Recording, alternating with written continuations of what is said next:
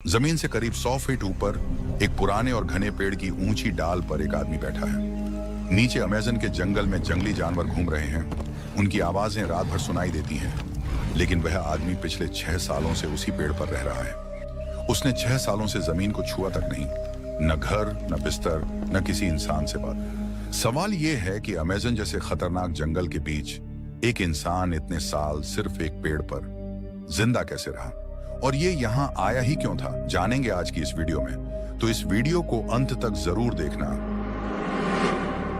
ये कहानी शुरू होती है 3 सितंबर 1937 से। इंग्लैंड में रहने वाला एक युवक जिसका नाम डेनियल फॉस्टर था, अपनी पढ़ाई पूरी कर चुका था। उसके मन में कई सालों से एक ही इच्छा थी, अमेज़न जंगल को देखना। यह बस एक साधारण सा सपना था जिसे वह 4 दिनों में पूरा करना चाहता था।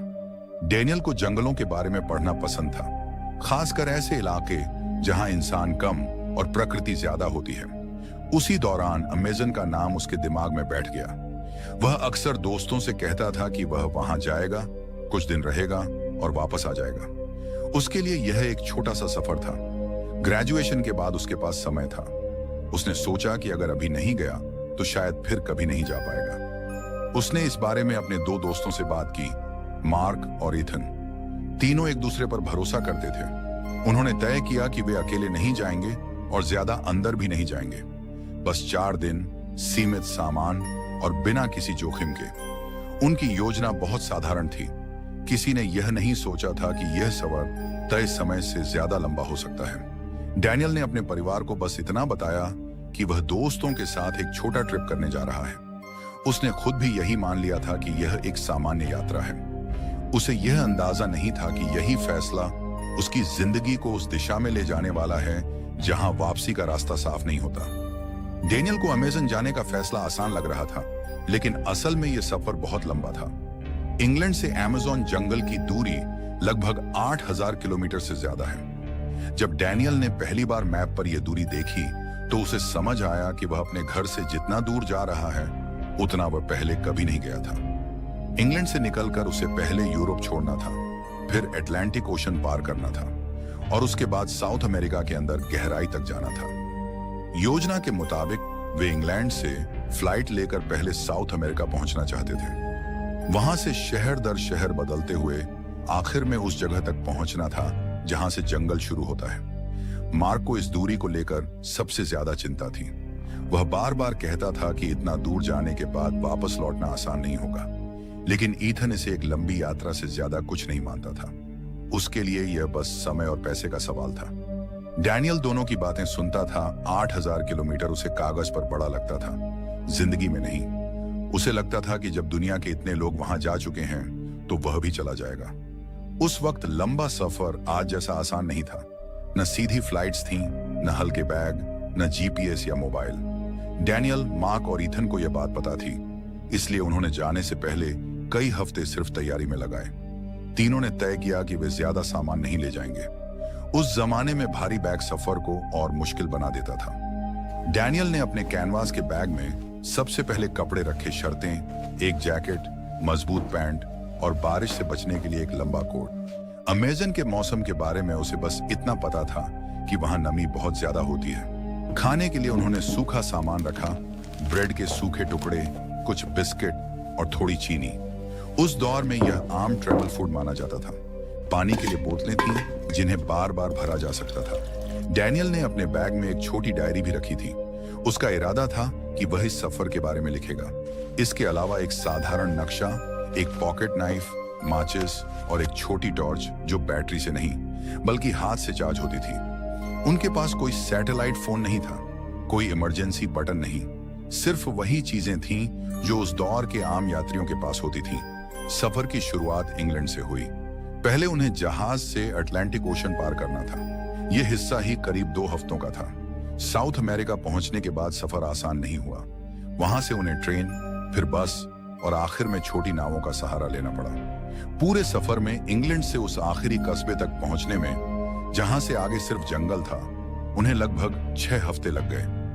अब उनके सामने कोई रास्ता नहीं था, कोई स्टेशन नहीं था, बस एक छोटा सा कस्बा, कुछ लकड़ी के घर, एक बाजार और नदी के किनारे बंधी हुई पुरानी नावें। यहाँ के लोग बाहर से आए लोगों को पहचान लेते थे। जब उन्होंने खाने और जरूरी सामान के बारे में पूछा तो एक बूढ़े आदमी ने, जो दुकान के बाहर बैठा था, उनसे बस इतना पूछा, कितने दिन के लिए जा रहे हो? डेनियल ने जवाब दिया, 4 दिन। उस आदमी ने कुछ नहीं कहा। मार्क ने उसी शाम एक स्थानीय नाविक से बात की। उसने साफ शब्दों में कहा कि जंगल के अंदर जाने से पहले उन्हें गाइड लेना चाहिए। उसने बताया कि यहाँ रास्ते बदलते रहते हैं, नदी हर मौसम में अलग बहती है। ईथन को यह सब जरूरत से ज्यादा डराने वाली बातें लगी। उसने हंसते हुए कहा कि वे ज्यादा अंदर नहीं जाएंगे, बस किनारे किनारे चलेंगे, देखेंगे और लौट आएंगे। अगली सुबह सूरज निकलने से पहले उन्होंने अपना सामान समेटा और वे चारों उस नाव में बैठे। वो नाव उन्हें नदी के सहारे उस जगह तक ले जाने वाली थी जहां से आगे पैदल चलना था। जैसे ही नाव किनारे लगी, डेनियल ने पहली बार अमेजन को बहुत पास से देखा। पेड़ इतने घने थे कि उनके बीच की दूरी समझ में नहीं आ रही थी। फिर भी उस पर डर नहीं था, बस उत्सुकता थी। तीनों ने एक दूसरे को देखा और बिना कुछ कहे आगे बढ़ गए। उन्होंने तय किया कि वे नदी से ज्यादा दूर नहीं जाएंगे। हर कदम सोच समझ कर रखेंगे। दिन ढलते ही वापस मुड़ लेंगे। पेड़ों की वजह से सूरज साफ दिखाई नहीं देता और जमीन हर जगह एक सी लगती है। चलते चलते उन्होंने महसूस किया कि जंगल और घना हो गया है। रास्ता अब वैसा साफ नहीं रहा जैसा सुबह था। एक जगह जमीन इतनी गीली थी कि मार्क का पैर फिसल गया। उसे चोट तो नहीं लगी, लेकिन वे रुक गए। उसी रुकने के दौरान उन्हें एहसास हुआ कि नदी की आवाज अब साफ सुनाई नहीं दे रही। उन्होंने सोचा कि शायद कुछ कदम पीछे जाकर दिशा ठीक कर लेंगे, लेकिन 10 मिनट पीछे चलने के बाद भी कुछ जाना पहचाना नहीं मिला। पेड़ वहीं थे, झाड़ियां वहीं थीं और हर दिशा एक सी लग रही थी। ईथन ने कहा कि वे शायद थोड़ा ज्यादा अंदर आ गए हैं, लेकिन अभी घबराने की जरूरत नहीं है। डैनियल भी यही मान रहा था। उसके दिमाग में अब भी 4 दिन का प्लान घूम रहा था। उसे लग रहा था कि यह बस एक छोटा सा कंफ्यूजन है। शाम होने लगी। जंगल के अंदर रोशनी तेजी से कम होती है। सूरज डूबने से पहले ही अंधेरा गहरा हो गया। उसी वक्त उन्हें पहली बार महसूस हुआ कि वे जिस रास्ते पर चल रहे हैं वह वापसी का रास्ता नहीं लग रहा। मार्क ने नक्शा निकाला, लेकिन वह सिर्फ कागज था। उसमें पेड़ों की ऊंचाई नहीं थी, जमीन की हालत नहीं थी और न ही उन छोटे छोटे मोड़ों का जिक्र था जो उन्हें यहां तक ले आए थे। तीनों ने वहीं रुकने का फैसला किया। उन्हें लगा कि रात यहीं काट ली जाए और सुबह रोशनी में रास्ता ढूंढा जाए, लेकिन जमीन इतनी गीली थी कि बैठना मुश्किल था। आसपास की झाड़ियों में कुछ न कुछ हिलता रहता था। डैनियल ने ऊपर देखा। पेड़ की डालें काफी ऊंची थीं, लेकिन मजबूत लग रही थीं। उस पल यह फैसला डर से नहीं, समझदारी से लिया गया। नीचे रुकना सुरक्षित नहीं लग रहा था। उन्होंने पहली बार पेड़ पर चढ़ने का फैसला किया, सिर्फ उस रात के लिए, सिर्फ सुरक्षित रहने के लिए। डेनियल सबसे पहले ऊपर चढ़ा, फिर मार्क और ईथन। ऊपर पहुंचकर उन्होंने राहत की सांस ली। अगली सुबह जंगल वैसा नहीं था जैसा वे उम्मीद कर रहे थे। जिस दिशा में उन्होंने रात से पहले कदम रखे थे, वही दिशा अब अजनबी लग रही थी। तीनों ने अलग अलग तरफ थोड़ा थोड़ा चलकर देखने का फैसला किया, इस सोच के साथ कि शायद किसी को नदी या खुली जगह दिख जाए। यही उनकी सबसे बड़ी गलती हुई। डैनियल कुछ ही मिनट आगे बढ़ा था कि पेड़ों के बीच से मार्क की आवाज सुनाई दी। आवाज साफ नहीं थी, बस इतना पता चल रहा था कि वह दूर जा रही है। डैनियल ने पलटकर आवाज की तरफ जाना चाहा, लेकिन जमीन गीली थी, झाड़ियां घनी थीं और दिशा का अंदाजा लगाना मुश्किल हो गया। कुछ ही देर में आवाजें बंद हो गईं। ईथन की कोई आवाज नहीं आई। डैनियल वहीं खड़ा रह गया। उसने जोर से दोनों के नाम पुकारे, लेकिन जंगल ने उसकी आवाज सुनाई नहीं दे रही थी। कुछ देर बाद उसे समझ आ गया कि अब वे तीनों एक दूसरे से अलग हो चुके हैं। न कोई रास्ता दिख रहा था, न कोई आवाज सुनाई दे रही थी। उसने चलने की कोशिश की, लेकिन हर कदम उसे और उलझा रहा था। डर अब साफ महसूस होने लगा था। डेनियल ने वही किया जो उस वक्त उसे सबसे सुरक्षित लगा। वह फिर से उसी पेड़ की तरफ लौटा जहां उन्होंने रात बिताई थी। पहले दिन उसने बस ऊपर बैठकर इंतजार किया। उसे लगा कि मार्क या ईथन कहीं से दिख जाएंगे, आवाज देंगे या नीचे से गुजरेंगे, लेकिन दिन ढल गया, कोई नहीं आया। दूसरे दिन डेनियल ने समझ लिया कि यह इंतजार लंबा हो सकता है। उसने ऊपर बैठने की जगह को थोड़ा ठीक करना शुरू किया। कुछ सूखी डालियां इकट्ठी की, पत्तों को जमा किया ताकि बैठने की जगह मजबूत हो सके। यह कोई घर बनाने की कोशिश नहीं थी, बस खुद को टिकाए रखने की एक छोटी कोशिश थी। दिन बीतते गए। डेनियल अब ज्यादा नीचे नहीं उतरता था। नीचे जाने का मतलब था फिर से भटक जाना। ऊपर से वह चारों तरफ देख सकता था, नीचे से ऊपर उसे कोई नहीं देख सकता था। धीरे धीरे उसने उसी पेड़ को अपना ठिकाना बना लिया। एक डाल पर बैठने की जगह, दूसरी पर सामान टांगने की जगह, बारिश से बचने के लिए पत्तों की एक परत। उसने खुद से कहा कि यह बस कुछ दिनों की बात है। मार्क और ईथन उसे ढूंढते हुए आएंगे या कोई स्थानीय आदमी यहां से गुजरेगा। लेकिन दिन हफ्तों में बदल गए। डैनियल ने गिनती छोड़ दी। उसे तब तक यह एहसास नहीं हुआ था कि जो वह बना रहा है वह अस्थायी ठिकाना नहीं, धीरे धीरे उसका घर बनता जा रहा है। और यही वह पल था जब डैनियल की जिंदगी जमीन से ऊपर बन गई। उसके पास जो सूखा खाना था वह बहुत जल्दी खत्म हो गया। ब्रेड सख्त हो चुकी थी, पानी उसकी पहली बड़ी चिंता थी। शुरुआत में उसने बारिश का सहारा लिया। पेड़ की पत्तियों पर जमा पानी वह अपनी धातु की बोतल में इकट्ठा करता। कई बार वह बस पत्तियों से टपकता पानी सीधे मुंह से पी लेता। जब बारिश नहीं होती तब सुबह की ओस ही उसका सहारा बनती। पेड़ पर रहते हुए उसे यह भी समझ आ गया कि आवाज करना खतरे को बुलाने जैसा है। उसने चिल्लाना बंद कर दिया। पहले पहले वह लोगों की उम्मीद में आवाज देता था, लेकिन जब हफ्तों तक कोई जवाब नहीं आया तो उसने मान लिया कि यहां से कोई नहीं गुजरता। कई महीने बीत चुके थे, लेकिन कोई उसे ढूंढने नहीं आया। इसकी वजह भी उसे धीरे धीरे समझ आने लगी। मार्क और ईथन के साथ वह जिस जगह पहुंचा था वह कोई तय रास्ता नहीं था। कोई गांव नहीं, कोई ट्रेल नहीं। वह इलाका न तो नक्शों में साफ था, वह जगह ऐसी थी जहां लोग अक्सर आते जाते नहीं थे। अगर कोई लापता भी होता तो खोज उसी जगह तक होती जहां लोग जाते हैं। यहां तक कोई आता ही नहीं था। ऊपर से डैनियल खुद भी नीचे दिखाई नहीं देता था। पेड़ की ऊंचाई और घनापन उसे छुपा लेता था। नीचे से देखने पर वह पेड़ का हिस्सा ही लगता था। दिन महीने बनते गए, महीने सालों में बदलने लगे। उसे याद भी नहीं था कि आखिरी बार उसने खुद को जमीन पर खड़े होकर कब देखा था। उसके बाल अब कंधों से नीचे तक आ चुके थे। दाढ़ी इतनी बढ़ गई थी कि चेहरा ढक सा गया था। उसका शरीर पहले जैसा नहीं रहा। वजन बहुत कम हो चुका था। हाथ पैर पतले पड़ गए थे और हर हरकत में थकान साफ महसूस होती थी। डैनियल अब भागने या बचने की नहीं सोचता था। उसने उसी पेड़ को अपनी दुनिया मान लिया था। उसके लिए ऊपर की डाल ही जमीन थी और नीचे की दुनिया अब बस याद बन चुकी थी। उसने अपने मन को यही समझा लिया था कि अगर उसका अंत यही होना है तो यही उसकी जगह है।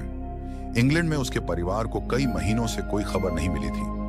पहले उन्होंने सोचा कि शायद वह सफर में होगा, फिर लगा कि देर हो गई है। लेकिन जैसे जैसे समय बीतता गया, चिंता डर में बदलने लगी। किसी को यह नहीं पता था कि डैनियल कहाँ है।